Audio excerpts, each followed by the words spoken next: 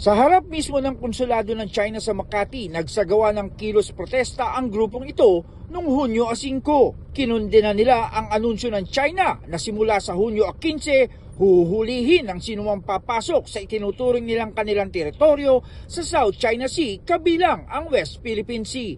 Ang pinapanawagin po niya dito ay ang pagbasura po sa sinasagawang agresibong aksyon ng China.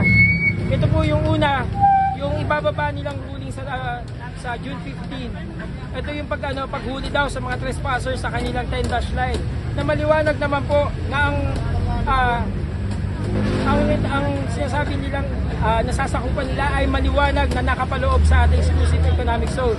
Nakapaloob sa 200 nautical mile na tinatawag natin na exclusive economic zone.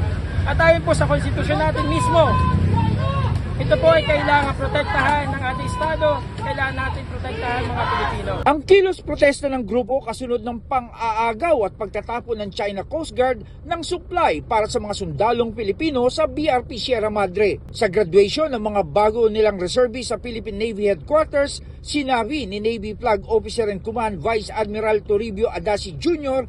na kasuklam-suklam ang panibagong panggigipit na ginawa ng China Coast Guard. Pagtitiyak lamang niya na sa kabila ng pangyayari, hindi sila titigil sa pagbibigay suporta sa mga sundalong nakatalaga sa BRP Sierra Madre.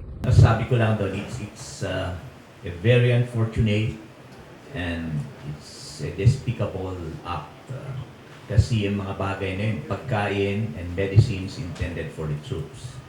So, when you deprive people of their food and their medicines, that's something hindi talaga maganda yun. And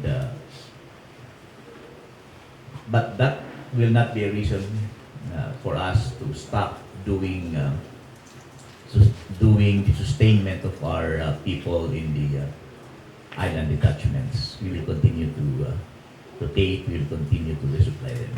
Si Senator Robin Hood Padilla sinabing susuportahan niya ang posisyon ni Pangulong Bongbong Marcos Jr. sa naturang issue. Kung ano ang opisyal na posisyon ng Armed Forces of the Philippines at ng Pangulo ng Pilipinas, ako po ay nakasuporta 100%.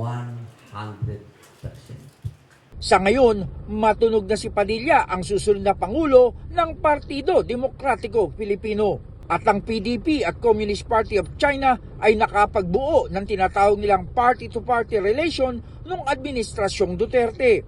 Ngunit sabi ng senador, patuloy siyang makikipag-usap sa China sa kanyang personal na kapasidad sa hangarin na maayos na ang sigalot ng dalawang bansa. Hanggang meron tayong diplomatic relation sa China, makikipag-usap po ako sa sarili kong paraan na wala akong ikukumit. Dahil wala naman akong karapatan mag-commit ng kahit ano.